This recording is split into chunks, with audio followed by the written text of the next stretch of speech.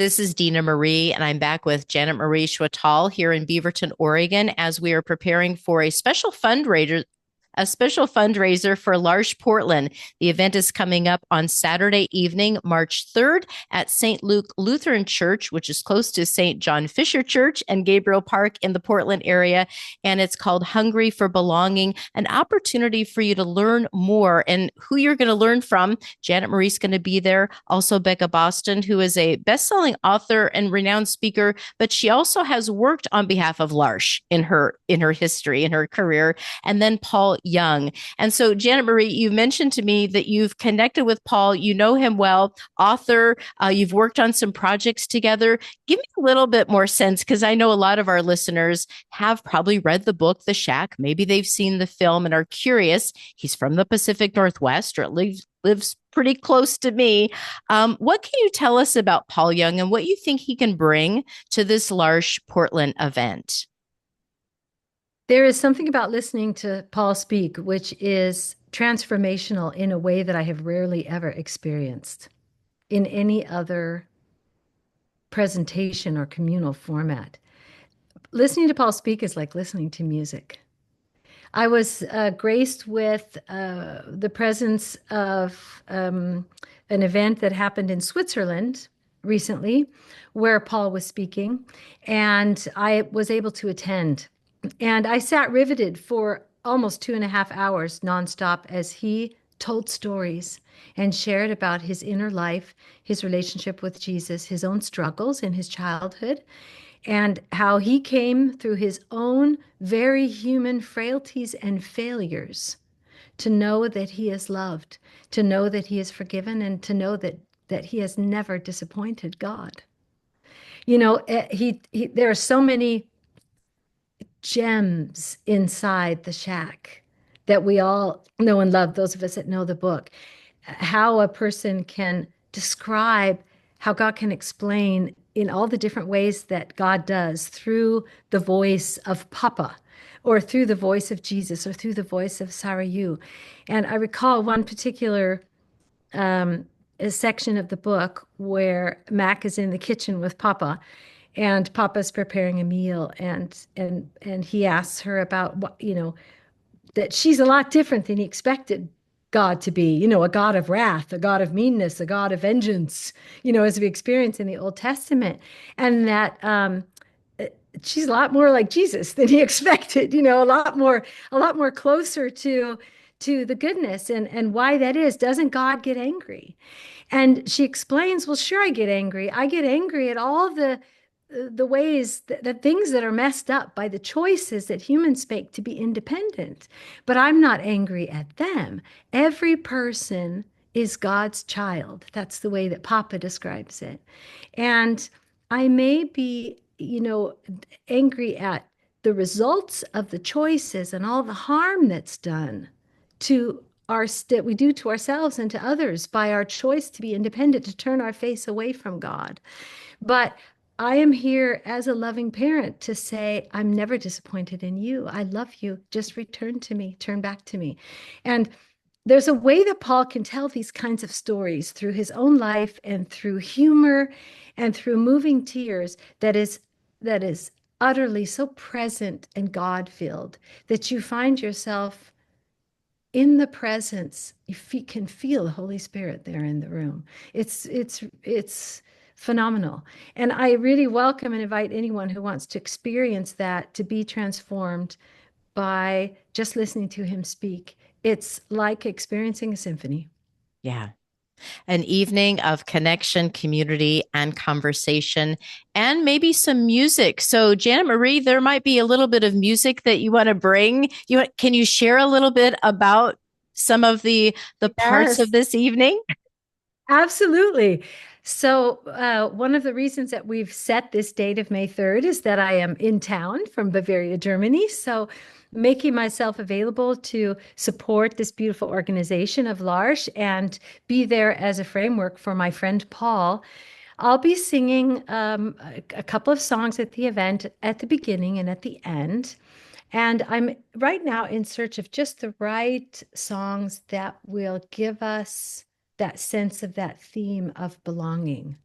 So I've got a lot. There's just a well house of works to choose from. One in particular that I'm thinking of bringing is a song from a musical, which of course is my world, the musical world, from The Prince of Egypt, When You Believe. And that song, of course, is a duet. And who should I invite? None other than my own daughter, who is a professionally trained singer and someone who sings for the love of her life. She's chosen not to pursue the professional path of singing as a career, but she's very talented. And they say that there's something very special and blessed that happens when families sing together. We've experienced it in lots of beautiful situations in our sacred world, when sisters or when parents and children sing together, that there's a way that the vocal cords match. And I love singing with my daughter. I'm also hoping that my son will join us for a song. And so we've got two-part harmony, three-part harmony, and I really want to invite my family to sing. I might even get my sister to sing a song. She'll be there as well. And so harmony is a way that we resonate with the sense of community and the sense of belonging. And so rather than bring a solo to this event, I'd like to framework Paul's beautiful speaking with harmonious duets and trios and quartets that Yeah. will provide a beautiful transformational setting with God's message and his word. Absolutely. And this is, I want to encourage just families, multi generations to come. You know, L'Arche Portland, they're here to transform families, the lives of people, again, with and without intellectual disabilities. They're working together, building home, building life, building community together. And you can, it's amazing to see when I've had folks come in the studio from L'Arche. My mind is just, I'm so excited to see love, to see how love is just lived out in this mission. So I encourage people to get on the L'Arche website, l'arche-portland.org, hungry for belonging, to come and to see this opportunity to give and to support such an organization. They have the Nehalem House, the Neakani House, and just in 2019, the Gabriel House was built and is continuing to flourish. And so you can be part of that on May 3rd. Janet, we've just got a couple more minutes to share, and you've had an opportunity with the different things, the projects that you've been able to give back, whether it's to children, whether it's to young potential artists who want to learn more about music. I know that it's been in your heart to give back. And I want you to just share a little bit about how God is giving you that opportunity to give back through the great thing that he's given you. There's a space that's sometimes created. Sometimes it's a life stage thing. So I know for myself, having just turned 60 this year, I'm in a stage of my life now where I'm thinking about contribution, because I'm entering a new stage of my life now, having my children away from the home and raised. My look for family, which used to be a very tight inner circle of focusing on my children, then extended outward to my family, my sisters, my parents, who are now passed away, and then of course my bigger community. And now that my children are grown and gone, God is just, it's like opened a window for me and shone the sunlight in for me to look out and say, how do I want to spend my time? And I spend some time in thoughtful prayer, asking the Lord for guidance about what to do next. And if we listen, we're given the opportunity. And sometimes it's whispered to us in the most faint ways. Sometimes it comes loud and hits us over the head, you know.